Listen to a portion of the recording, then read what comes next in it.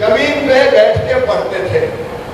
तब मेरे मन में ये विचार आता था कि सरकारी स्कूलों में अधिकांश गरीब परिवार के बेटा बेटी पढ़ते हैं, तो सभी पढ़ते हैं क्योंकि प्राइवेट स्कूल है ही नहीं। निम्न मध्यम वर्गीय परिवारों के बच्चे पढ़ते हैं, हमारे मध्यम वर्गीय परिवारों के बच्चे पढ़ते हैं। तो सरकारी स्कूल भी अच्छे होने चाहिए। होने चाहिए कि नहीं? होने चाहिए कि नहीं? लेकिन तब दूसरी सरकार थी और उसने तो ये हालत कर दी थी कि स्कूल में जो शिक्षक हमारे अध्यापक पढ़ाते थे, तो शिक्षक खत्म, अध्यापक खत्म, उन्हें कर दिया शिक्षा कर्मी। और शिक्षा कर्मी के नाम पे स्कूल में जो पढ़ाने वाले हमारे गुरुजन होते थे, उनको तनख्वाह मिलती थी 500 रुपया महीना गुरुजियों को। अब बताओ 500 रुपया महीना पे कोई ढंग से पढ़ा सकता था क्या? अरे जोर से बताओ ना, पढ़ा सकता था क्या? अब अधिकांश समय जो अध्यापक थे, अध्यापक तो थे नहीं, कर्मी थे, तो हमने मुख्यमंत्री बनने के बाद, क्योंकि मैं उस समय सांसद था, मैं स्कूलों में जाता था क्योंकि बच्चों से मुझे बहुत प्यार है, और स्कूलों में बच्चों से पूछता था तुमने क्या पढ़ा बताओ। तो एक दिन गांव के एक स्कूल में मैं गया और मैंने एक सवाल पूछा कि बच्चों बताओ गंगा जी कहां से निकली।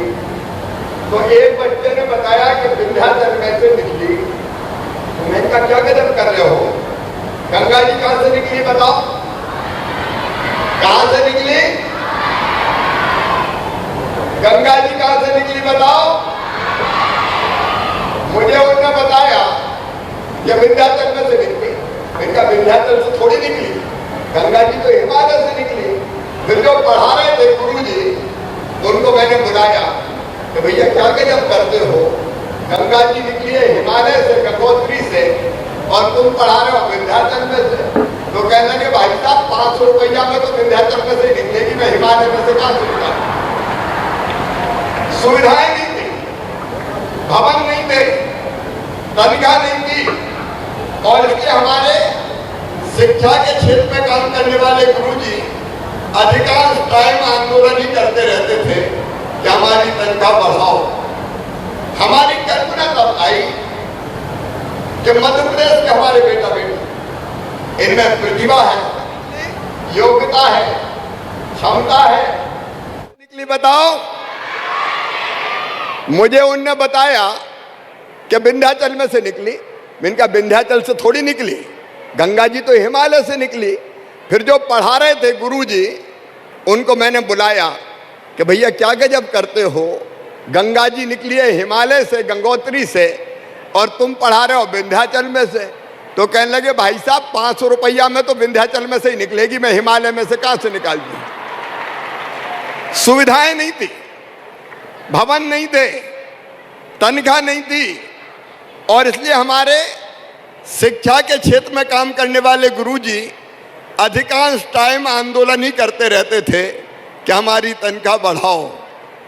हमारी कल्पना तब आई कि मध्य प्रदेश के हमारे बेटा बेटी, इनमें प्रतिभा है, योग्यता है, क्षमता है, बुद्धि है। बताओ बुद्धि की कोई कमी है क्या? टैलेंट की कोई कमी है क्या? कोई कमी नहीं है। अगर ठीक से इनके पढ़ने की व्यवस्था हो जाए तो सरकारी स्कूलों के बच्चे चमत्कार करके दिखा सकते हैं। दिखा सकते हैं कि नहीं? आगे बढ़ के दिखा सकते हैं कि नहीं? और इसलिए एक तरफ हमने कर्मी कल्चर खत्म कर दिया। अब हमारे जो शिक्षक हैं, अध्यापक हैं, उनकी तनख्वाह 40,000 से लेके 50,000, 60,000 तक की।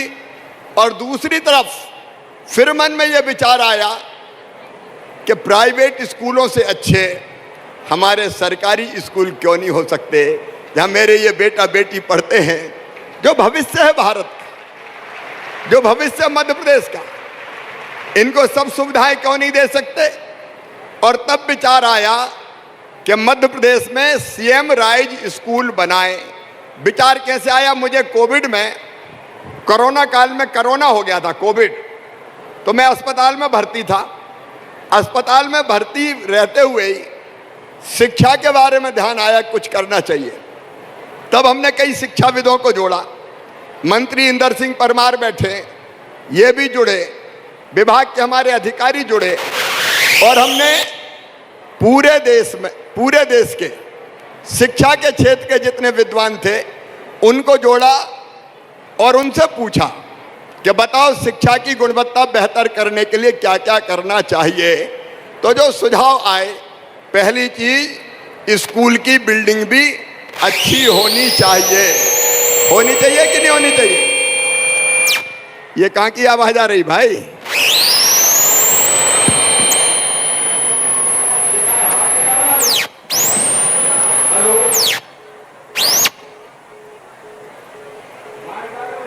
भाई अब आ रही आवाज?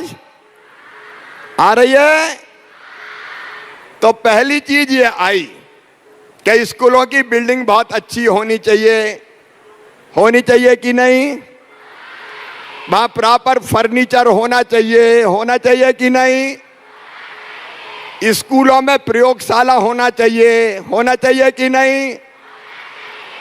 स्कूल में लाइब्रेरी होना चाहिए कि नहीं?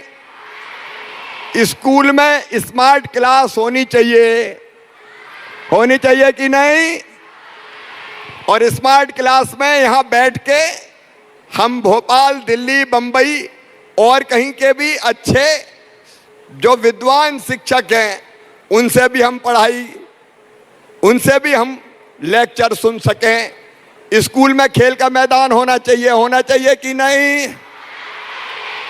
स्कूल में खेल का सामान होना चाहिए कि नहीं? तो ये सारी सुविधाएं होना चाहिए, और उसके साथ हमारे कर्मठ, लगनशील और समर्पित हमारे टीचर्स, हमारे शिक्षक, हमें पढ़ाने वाले गुरु होने चाहिए कि नहीं?